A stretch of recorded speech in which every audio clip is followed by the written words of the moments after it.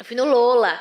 E, assim, eu sou consumidora nata de música, né? Eu, cara, É uma baita adoro experiência. shows. Sim, não precisa não ter nem o que falar. Adoro.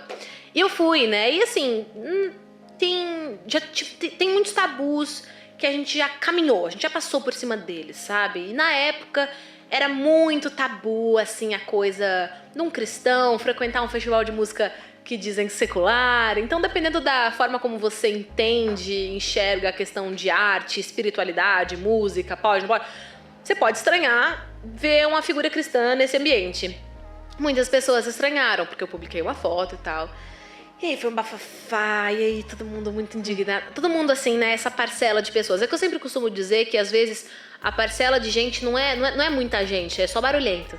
Só faz muito barulho, mas não é muita gente. Produziu, gente? O nome dele é Johnny S. Ele é um baita de um produtor. Foi muito legal trabalhar com ele. Então, e foi um álbum assim que ajudou tanta gente. Eu tenho muito orgulho. Você furou a bolha, cara. Porque Foi você muito não legal. tava furando a bolha. Por exemplo, você chegou numa comunidade de amigos minha que não é nem cristão, tá ligado? Esse sempre foi o meu objetivo, né? Assim, meus pais, eu carrego muito esse DNA dos meus pais. Na época que eles eram líderes de igreja, eles eram muito pra frentex, assim. A nossa igreja era uma igreja bem tradicional. Inclusive, quando eu cantei na TV pela primeira vez, não podia cantar gospel. Então, eu cantei, sei lá, Ruge, Vanessa Camargo. E a gente foi expulso da igreja que a gente era na época. Porque tava cantando música do mundo. E meus pais sempre me conscientizaram, tipo, Deus não tem nada a ver com isso, a gente vai encontrar uma outra comunidade que entenda, mas o seu sonho provavelmente é Deus que tá, senão as coisas não... nele, né? Senão as coisas não estariam acontecendo. Então não precisa abrir mão do seu sonho, porque alguém te falou que você não pode cantar essa música, sabe? Então, meus pais sempre carregaram esse DNA, assim, de ouvir a voz de Deus acima da voz da religião do homem, que o homem cria, né? Existe uma religião que Deus criou pra gente, que é... A própria Bíblia fala, a religião que Deus pede da gente é você se apartar do mal, cuidar do órfão, da viúva, e é isso aí.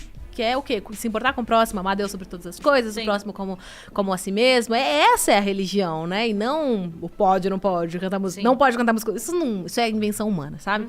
Então, meus pais sempre foram muito inteligentes, tiveram uma fé muito inteligente e me criaram nessa fé inteligente. Então, eu sempre pensei, eu sempre quis interpretar a Bíblia, descobrir e não só absorver tudo que falavam, mas passar pelo filtro que é a pessoa de Jesus. Então, eu sempre me eduquei nessa forma, a minha fé.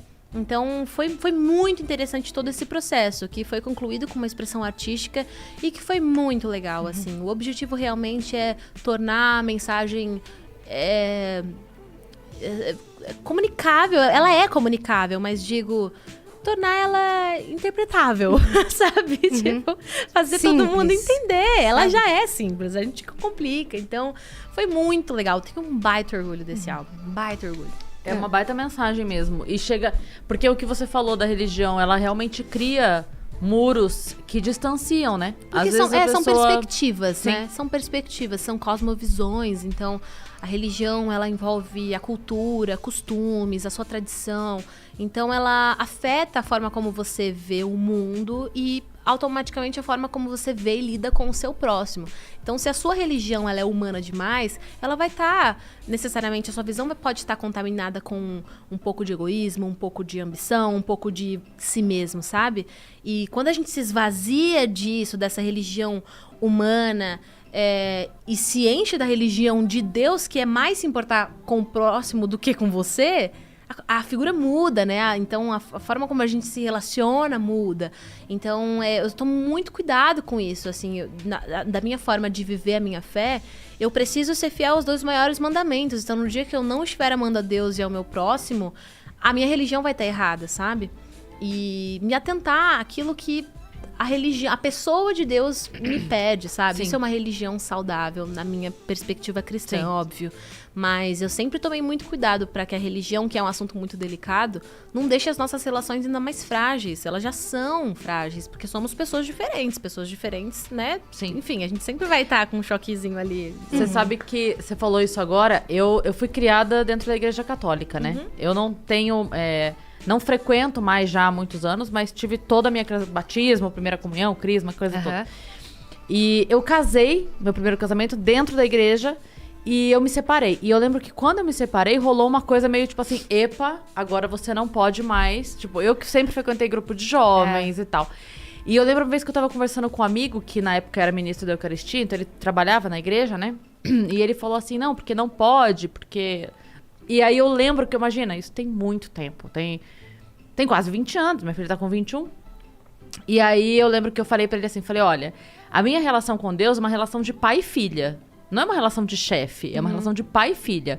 Então, se eu acredito que o meu pai de carne e osso, que é um ser humano com tantos defeitos e qualidades quanto qualquer outro ser humano, se eu acredito que o meu pai me ama a ponto de aceitar as minhas decisões, como é que eu posso acreditar que Deus Vai te abandonar. não vai me amar e não vai aceitar as minhas decisões, porque não é exatamente aquilo que ele queria pra mim. Eu não tô fazendo mal pra ninguém, eu não era mais feliz aqui, eu só me separei. Como é que eu vou acreditar que o que eu tenho de maior relação de amor vai virar pra mim e falar, não, então agora eu quero que você seja infeliz. Pronto, agora eu não... Não é essa relação a conta que eu não tenho. fecha, A conta né? não fecha, exato. Então, assim, eu não tô fazendo mal pra ninguém, tá todo mundo bem, a outra pessoa tá feliz, formou uma família, eu tô feliz, segui minha vida. Tá tudo bem, tá todo mundo bem. Qual é o problema? Né? Eu acho que em nome da religião a gente faz muito mal, às vezes, um pro outro, sabe?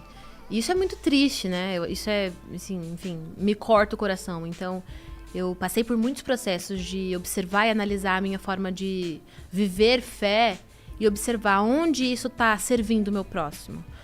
Ou onde isso tá ferindo o meu próximo e reavaliar, sabe? Então, assim, como eu falei, já tive muitas experiências duras com a religião, mas meus pais foram muito sábios de nunca deixar que as experiências que eu tive com pessoas interferisse na minha relação com Deus, né? Porque Deus tem um outro jeito de lidar, uma outra visão. Ele é misterioso, a gente não entende a totalidade de Deus, não vai entender. A história do bordado, né? Qual é a história do bordado? Desculpa. Você não sabe a historinha? Eu já ia falar, não pode mentir.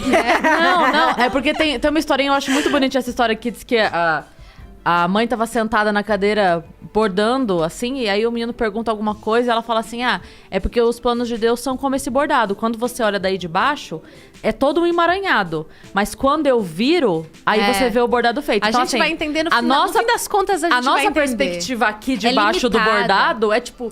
Ela é contaminada com as É. nossas ansiedades, com as nossas preocupações, com os nossos medos, com o Julgamentos. nosso ego, com os nossos julgamentos, com os nossos preconceitos. Toda a nossa visão, ela é muito contaminada. A gente experimentou muita coisa na vida, sabe? E a visão de Deus, não, ela é pura, ela é total. Ela conhece o passado, presente e futuro, começo, meio e fim, sabe? A gente tem uma visão extremamente limitada. Então, enfim, por isso que quando eu abordo religião e abordo a minha jornada de fé, sempre tento Jesus, a pessoa de Jesus como exemplo, ele é o meu parâmetro. Aquilo que eu ouvi de Deus durante a minha vida e que eu não enxerguei em Jesus, a partir do momento que eu comecei a estudar Jesus, eu descartei.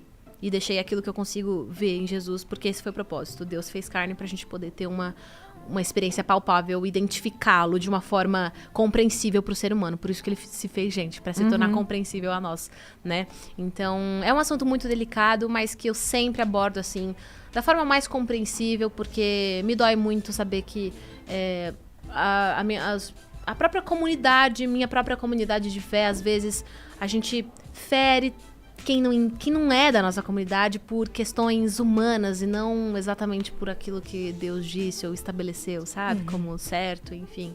E é isso, acho que os deveres são simples. Amar Deus sobre todas as coisas e o próximo. Onde, nesse rolê todo, que entra a história do Lollapalooza? Foi quando? Foi que ano isso? 2016, eu acho. 17? Acho que 17 eu tava com cabelo Stephanie preto. está aqui sabendo É que tudo. eu vou pelas minhas fases de cabelo. Aí, tipo assim, eu sei que... Foi antes do cabelo preto, então foi no começo de 2017. Abril de 2017. Tá, que eu tava de cabelo rosa, depois eu fui com cabelo preto. Tá. Eu já me localizei aqui na história. Mas... Você tava de cabelo rosa ainda? Tava de cabelo rosa, Eu fui no Lola. E, assim, eu sou consumidora nata de música, né? Um dos ambientes que eu mais amo são os festivais de música, porque é onde eu tenho a oportunidade de sair do palco e tá lá vendo alguém que eu admiro no palco. Cara, Não é uma adoro baita shows. experiência. Sim, não precisa não ter nem o que falar. Adoro. E eu fui, né? E assim, tem muitos tabus que a gente já caminhou, a gente já passou por cima deles, sabe? E na época era muito tabu, assim, a coisa de um cristão frequentar um festival de música que dizem secular. Então, dependendo da forma como você entende, enxerga a questão de arte, espiritualidade, música, pode, não pode, você pode estranhar ver uma figura cristã nesse ambiente.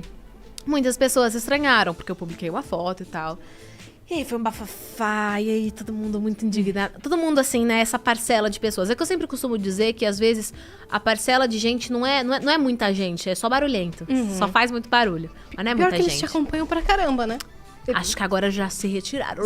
Deram uma retirada ou ficam... Não, é que eles ficam de olho às vezes. Mana, mas é que agora eu já fui com Deus, né? Fui já, né? Já tá lá. Agora não tem mais o quê? Não tem o que falar. Não vai ter mais conteúdo pra gente. Já foram. Mas nessa época eles estavam lá. E aí foi um momento, assim, que a galera pegou muito no meu pé, assim, pelo fato de eu ter ido. E aí entra na parte chata, que é onde julgam o seu caráter de pessoa e de fé, baseado em nada, né? Porque, enfim, você julgar o caráter de alguém é muito duro, principalmente quando você não tem convívio algum com aquela pessoa. Isso não é algo que se faça, né? Acho que quem pode falar do seu comportamento é quem convive com você, enfim.